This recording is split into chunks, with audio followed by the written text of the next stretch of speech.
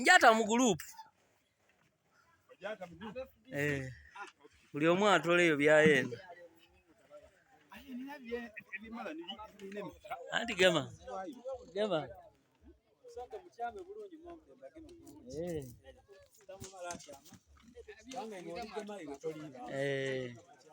Ate ngemye bingi.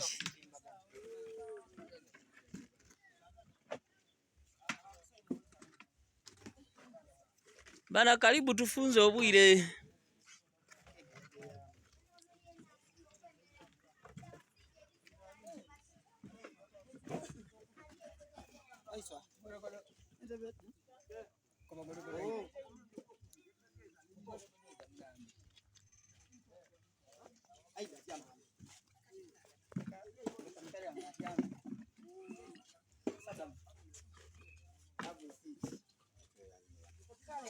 Otwaniriza ubuya buno ngoba mukalimu ebirungi ebindi bituweerera